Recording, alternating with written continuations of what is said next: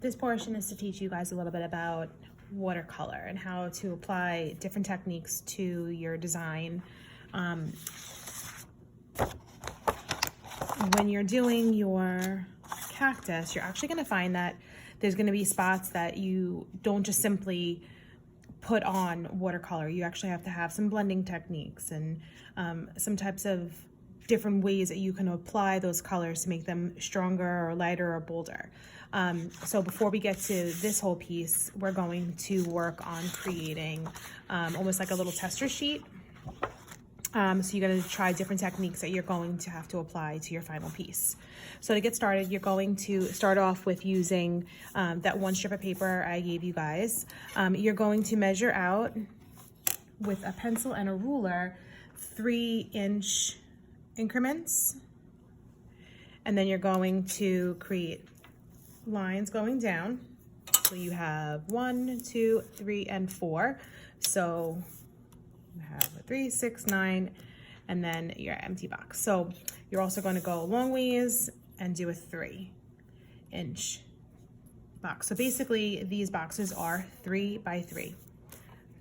So 3-inch increments on this side and 3-inch increments on this side, and create a straight line. Please make sure these lines are straight.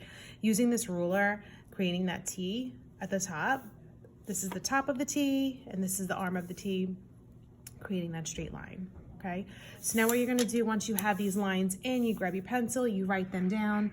You're gonna grab a marker and I want you to write your name. So I'm gonna write, this one's a Negro. And then what you're gonna do is on each box, I want you to write the following. This one is going to be wet, on, wet, wet, on, dry, dry brush, dry, on, wet, a graduated wash,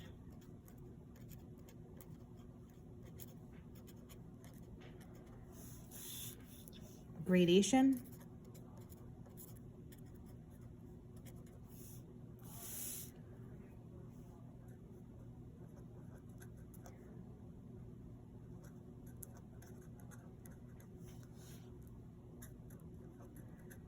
blotting of tissue paper, and a simple line. Okay, made a little bit of an error, but that's fine. This is just your practice sheet. So the next thing you're gonna need is watercolor, paper towel, bucket of water, and a thin paintbrush. We're not using the thick ones. Now, please note that everybody will be assigned to their own watercolor palette. This side must be cleaned when you return it. So everybody will have their name. I'll write their name on here. And then you're actually going to use this to mix your colors. This is where your palette will be to blend all your colors. You don't have to wash this every time you're done with it, because there might be a color that's over here that you want to reactivate with water at a later point. It's just that at the end of our project, you will remove these pieces and then you will wash this out, and then you'll hand this back in. You will notice that a lot of these watercolors are kind of on their way out. Like this one, there's nothing here anymore. So you're gonna either have to come up with new colors or get another color palette if you're completely out of it.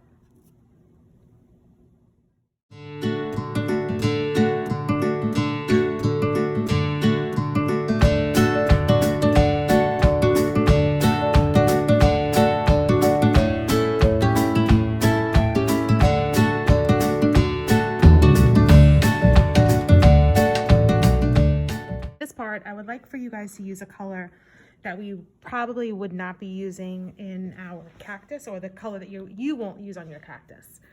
As you've learned with the pictures I even showed you from my trip from Arizona, that they can be from like a maroon purpley color all the way to blue. There's a lot of different colors. So please choose a color that you are preferably not going to be using in your piece. So for mine, I clearly did not use any oranges. These are yellows. So what I would like for you to do is choose a color that you're not going to use. So I have my water, I have my paper towel set up, it's all here. So to get started, you are going to first do the first section, which is wet on wet. It's literally the first step says wet. So what you're gonna do is you're actually going to dip your brush. Please don't tap or clink and clank or literally pick it up and then it starts dripping everywhere.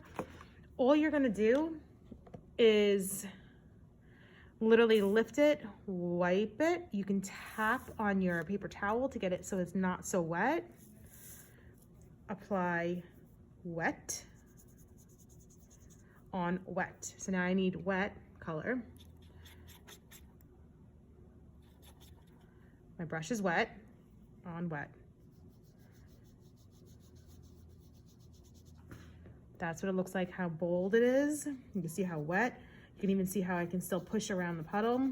I'm using also, which I think is important to know, is that when you're using your paintbrush, you're using the tip of your paintbrush and you're not squishing it so that it's breaking everywhere. You always use the very, very tip of your paintbrush. That's what you should be working with in any time you're ever using a paintbrush, even if it's your house. Okay, so the next one is wet on dry. So I'm gonna dip my paintbrush and I'm going to grab my wet on dry. So the paper is dry. So now my orange, you can even tell with this one, the difference. It's much more vibrant. It's not as diluted. It's not as diluted. You can see how this is much more diluted and this is more bold. You can also get some of those dry areas sometimes, which is what you're gonna see next. So you're gonna clean your brush, wipe it to the side to see if it drips off. Even take this paintbrush and rub it onto your paper towel. If the color comes out on your paper towel, that means that your brush is dirty or maybe you need to replace your water. You typically shouldn't have to replace your water because we're really not working with too many colors at this point. All right, so I'm good. So now I need a dry brush, drying my brush off. It's not running any watercolor or water is coming off of my brush. And now I'm gonna dip it into my color and then I'm gonna go in. See how dry it looks? There may be some areas that you might want to add some dry sections to. Okay, that's dry. Now the next one is dry on wet. So I'm going to wet my paper. First I'm cleaning my brush. Dip. This is going to be wet. Dry my brush because I need a dry. Actually, I have to weight this up just a little bit. You don't want to completely bone dry because you're not going to get any color. You still want your watercolor to be at least wet, but your brush is dry. So I'm going to grab my paint and now I'm going to apply it. See how it almost like you could see it dissipating and the watercolor is like running off.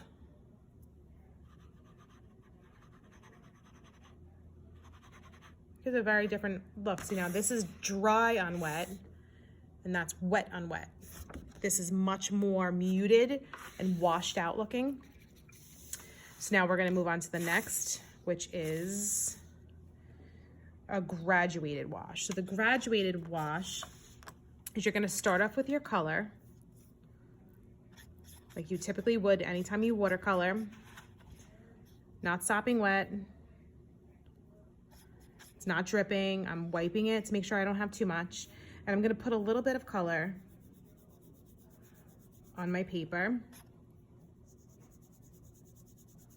And now I'm gonna gradually add water so that the color washes out. Not too much, I actually added a little too much, but that's okay, we can make it work. And now what I'm doing is taking my water, I'm not covering over the whole thing, just like half of it. And I'm just washing the color out. So it goes from the darkest to lightest. Okay? Remember, graduated wash, I started off with the color, and then I just pushed water and slowly dragged it so that it was softer. And as I'm going down, I'm going lighter and lighter. So now you want your gradation from one color to another color. So if you take a look at your color wheel, the next color on the color wheel next to orange would either be yellow or it would be red. So I want to start off with the darkest color. So this should come natural to you guys since we did something similar with our dragon eyes. So I'm going to choose red because that's the darkest color next to orange. I'm going to wake up that orange, the red.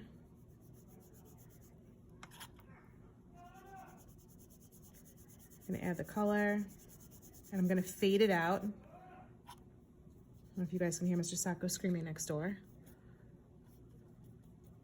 Now I'm gonna do my orange.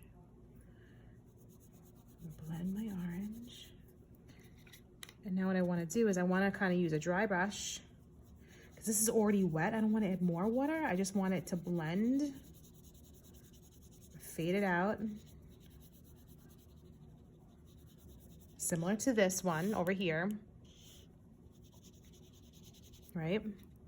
If you need to add a little more red, you can go back in, but be careful because the watercolor is already wet. If you add more water, it's gonna be very, very wet. So you kind of wanna let it dry a little bit. And now I'm gonna add a little bit of yellow. I don't have a lot of yellow, but I don't really need a lot.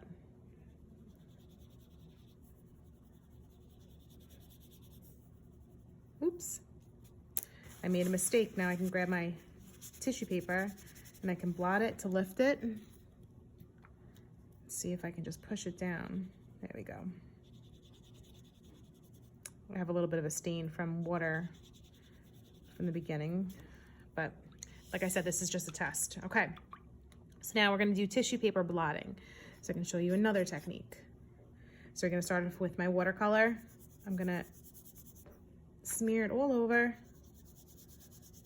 This is just basic paint, dry paper. I'm gonna grab some tissue paper and I'm literally just going to blot. Let's say you want it to soften a little bit, some areas, you can blot the paper, but be careful when you blot it, you're not over blotting and then getting all the excess on another spot. So you kind of want to tuck it a little bit and then blot it. Blotting only works when it's wet, like really wet. So you couldn't go over here and blot that. That's not going to do anything. Now, another portion that you're going to find that when you're doing your pieces, you're going to want straight lines. These lines here are actually going to be color pencil that will add when your piece is dry. But when you want to have this smooth line, these smooth curved edges, you're going to want to use the very tip of your paintbrush, or you can just get a really, really small brush too. And you're gonna treat this like a pencil. So hold it like a pencil, and you're going to only take the tip of it and dip it in the wet part of your watercolor, and you're literally going to draw a line. It'll be thick or thin, and that's what's gonna help you create those lines. They'll be helpful, okay? So what I want you to do now, once you guys get done with this, is I want to show you something. So most of this stuff is already dry. What you're going to do is I want you to go in, like this one's wet on dry, this one's pretty dry. I want you to choose one of these blocks, and I want you to go in and I want you to add that dark color from that gradation and just the tip of it. And I want you to add a little bit of color to it because this is already dry, but now I want you to add some color on top of the dry and play around with the color just so you can see what happens, how you're able to add layers of things. Now it's wet, now you have to wait. What you're gonna find though is that you're gonna have to wait often. You have to allow it to dry, and it takes a little while. You can just hang out. And I just want you to just play around with the color. When you guys get done with this, you're actually going to move on to creating a circle with watercolor. This is going to give you that practice of learning how to apply watercolor techniques beyond what you've learned in elementary school, which is just simply watercolor. Just adding color to paper and that's it. This is a technique using all of these different types of approaches to watercolor.